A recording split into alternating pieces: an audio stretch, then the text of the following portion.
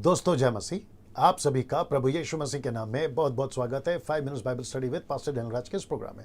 आज का स्क्रिप्चर समझाने से पहले, आज के वचन का खुलासा देने से पहले, जो ज़रूरी चीज़ें हैं आपके बीच में रखने जा रहा हूं। जो पहले से जानते हैं फॉरवर्ड कर दीजिए और डायरेक्ट टॉपिक से देखना शुरू करें। लेकिन जो पहली बार जुड़े हैं, आप मेरे चैनल को नहीं जानते हैं, वो सारी चीज़ें जो 7 स्लाइड्स हैं आप नहीं जानते, आपके बीच में जल्दी से रखना चाहूँगा। वो क्या क्या है आपके बीच में रख रहा हूँ। सबसे पहले आपको मेरे चैनल को सब्सक्राइब करना है, डैनियल राज चैनल को।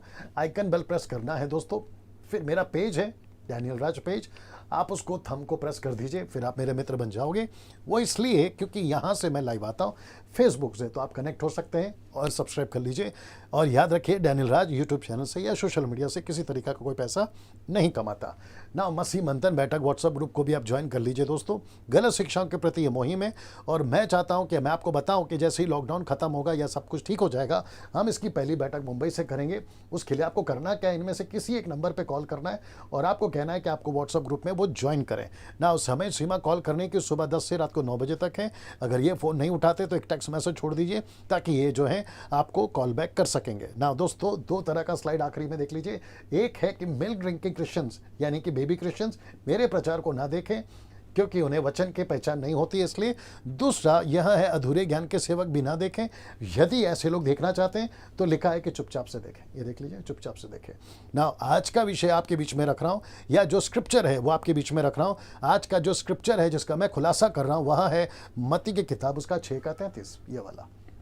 जी दोस्तों, मत्ती की किताब उसका 6 का 33, जो कि मैं वचन आपके बीच में रख रहा हूं। और वचन है यह, लिखा है, इसलिए पहले तुम उसके राज्य और धर्म की खोज करो तो ये सब वस्तुएं भी तुम्हें मिल जाएगी ना। दोस्तों आपको समझना बहुत जरूरी है कि पहले शब्द है पहले।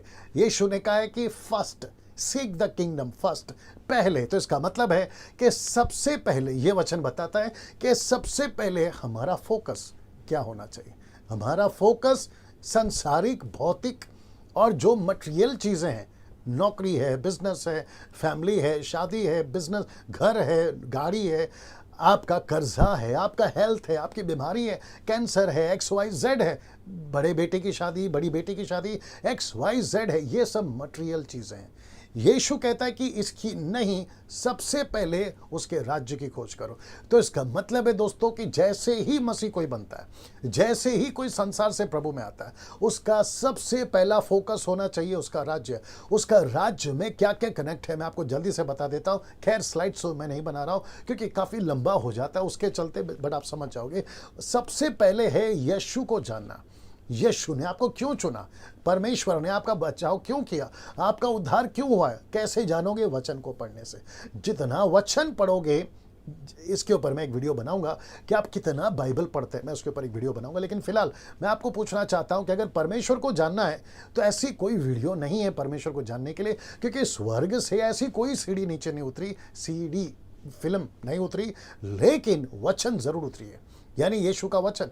आप जितना वचन पढ़ोगे, आपकी कैपेसिटी जितना है, 10 अध्याय, 20 अध्याय, 30 अध्याय, 40 अध्याय, आप जितना पढ़ोगे उतना परमेश्वर को समझोगे। जब आप वचन को पढ़कर परमेश्वर को समझोगे तो आप परमेश्वर की मर्जी को समझोगे, उसकी इच्छा को समझोगे। You will understand his will.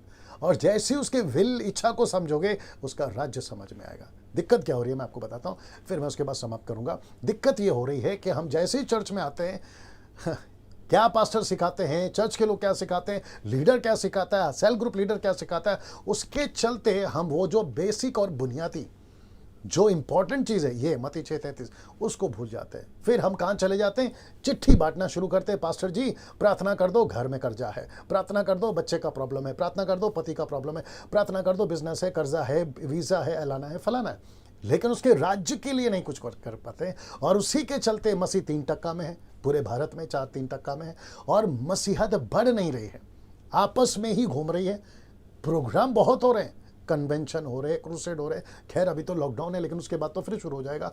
Worship के प्रोग्राम बहुत है, म्यूजिक प्रोग्राम बहुत है, सिंगिंग प्रोग्राम बहुत है, कॉम्पिटिशन्स बहुत हैं, ये सारी चीज़ें चल रही है, लेकिन उसके राज्य की खोज नहीं हो रही।